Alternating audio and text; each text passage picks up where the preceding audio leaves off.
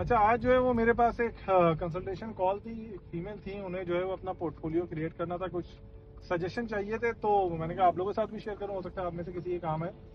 तो सबसे पहले उनका सवाल था कि भाई मेरा जो है वो पार्क व्यू सोसाइटी है लाहौर में, वहाँ पे मेरा प्लॉट है। तो अभी जितने का उन्होंने प्लॉट खरीदा था वो उससे कम कीमत पे आ चुका है, और वो सोच रही है कि शायद जो है ये और नीचे आए। तो उस नीचे आने से पहले वो चाह रही है वो बेच के निकल जाए। तो मैंने उनसे पूछा सबसे पहले पार्क व्यू सोसाइटी के बारे में दो तीन चीज़ें, कि भाई वहाँ वापडा आई है। उन्होंने बोला हाँ वापडा की लाइन मौजूद है। फिर मैंने उनसे पूछा कि वहाँ कंस्ट्रक्शन हो गई है, लोग ऑलरेडी रह रहे हैं। उन्होंने कहा हाँ ऑलरेडी रह रहे हैं। फिर उसके बाद मैंने उनसे ये पूछा कि मुझे ये बताएं कि वहाँ पे जहाँ पे आपका प्लॉट है वो उसी जगह पे है जहाँ पे कंस्ट्रक्शन हो रही है। शी सेड कि हाँ वही जगह पे है जहाँ पे कंस्ट्रक्शन हो रही है।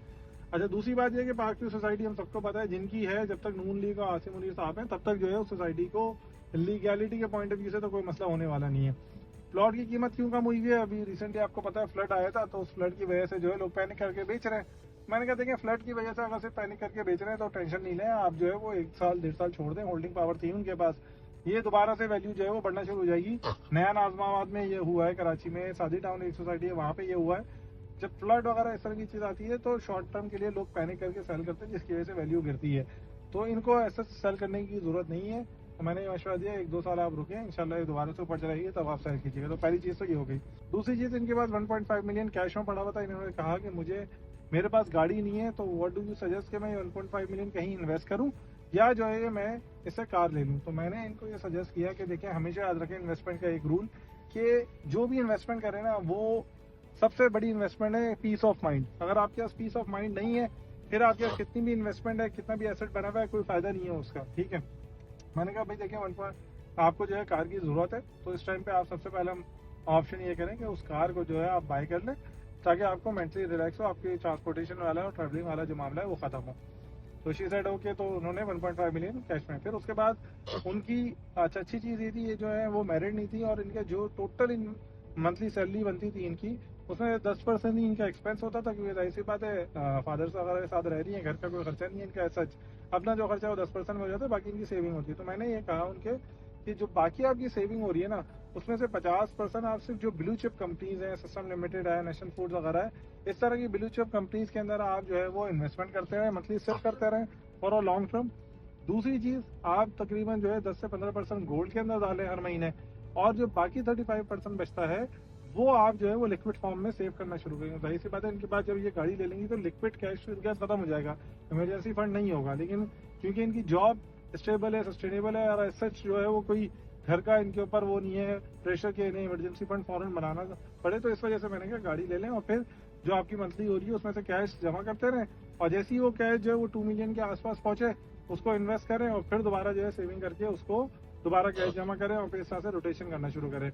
तो ये सारे मैंने इनको मशवरे दिए। आप बताइए कि इस मशवरे में अगर आप इस सिचुएशन में होते तो क्या करते हैं। अच्छा, एक और इम्पॉर्टेंट चीज़ जो बहुत ज़्यादा मैं सॉफ्टवेयर डेवलपर को, खास तौर पर सॉफ्टवेयर डेवलपर को गाइड करता हूँ, वो यहाँ पे मैंने इनको भी गाइड किया, वो ये था कि ये बोल रही थी कि मैं सॉफ्टवेयर हाउस में अच्छा काम कर रही हूँ, अच्छे पैसे बना रही हूँ, और मैंने एक ई कॉमर्स ब्रांड भी स्टार्ट करने का सोच रही हूँ या स्टार्ट कर दिया अभी रिसेंटली। तो इसमें आप क्या मशवरा देंगे कि इसमें मुझे क्या करना चाहिए। मैंने इनको मशवरा दिया, या जो भी फर्स्ट टाइम फाउंडर है खासतौर पे, वो सॉफ्टवेयर डेवलपर है जिसे सॉफ्टवेयर डेवलपमेंट आती है, एआई डेवलपमेंट आती है, ये सिर्फ उसके लिए मशवरा है।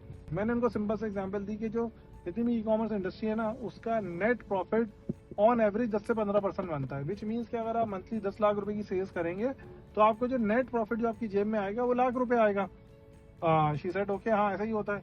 मैंने कहा आप देखें, 10 लाख की आपको कंसिस्टेंट सेल्स के लिए ना आपको रिटर्न भी देखने हैं, 3 से 4 लोगों की टीम भी मैनेज करनी है, बहुत हैक्टिक है। लेकिन अगर आप अपनी इंडस्ट्री से रिलेटेड लेट्स सपोज फ्रीलांसिंग शुरू कर दें, या फक से कोई एक प्रोजेक्ट ले लें, तो लाख रुपए कमाने के लिए आपको मैक्सिमम जो है 1 से 2 प्रोजेक्ट चाहिए। सॉफ्टवेयर डेवलपमेंट में तो ये है कि 1 से 2 प्रोजेक्ट मिल गए आपको लाख रुपए बन गया, और आपको कोई टीम हायर करने की जरूरत नहीं है। तो मैंने इनको भी मशवरा दिया, और बाकी सॉफ्टवेयर डेवलपर्स को भी मशवरा देता हूँ कि अगर आपने कोई बिजनेस करना है और आपकी सॉफ्टवेयर डेवलपमेंट के स्किल्स अच्छे हैं, तो बेहतर ये है कि आप जो है वो क्या करें कि सॉफ्टवेयर डेवलपमेंट की सर्विसेज जो है वो आपकी आईटी स्किल्स हैं उनको एज अ फ्रीलांस पे पहले देना शुरू करें, और उसको एज अ एजेंसी की फॉर्म में या सॉफ्टवेयर की फॉर्म में उसे बनाएं, और उसको पहले बेचें, और उसके ऊपर जब आपका एक कैश फ्लो बनना शुरू हो जाए, आपकी एक अच्छी टीम बन जाए, उसके बाद आप ई कॉमर्स या दूसरी जगहों पे एज ए इक्विटी इन्वेस्टमेंट के ऊपर जाएं। वो भी आप खुद नहीं जाएं, और इक्विटी इन्वेस्टमेंट में आप ये जरूर कर सकते हैं कि जो न्यू मतलब रिलेटिवली नया स्टार्टअप है, अच्छा काम कर रहा है, आपके पास ज्यादा पैसे हैं तो आप ज्यादा इक्विटी डाल दें, ठीक है। लेकिन आप, क्योंकि जो आपका अपना स्किल है उससे आप पैसे ज्यादा बनाएं, और जो पैसे बन रहे हैं उनको अच्छे फाउंडर्स के ऊपर इन्वेस्ट करके इक्विटी अच्छी लेके वहां से आप अपने ब्रांड्स बिल्ड करें। इस तरह से आपका जो रिस्क फैक्टर है वो बहुत कम हो जाएगा और आपकी जो वेल्थ क्रिएशन की प्रोबेबिलिटी है वो बहुत ज्यादा बढ़ जाएगी। तो आप बताइएगा, आप में से ऐसे कौन से सॉफ्टवेयर डेवलपर हैं जो कि सॉफ्टवेयर डेवलपमेंट कर रहे हैं, उन्हें आती है, लेकिन वो ई कॉमर्स और इस तरह के फिजिकल बिजनेस में घुस रहे हैं। Thank you very much.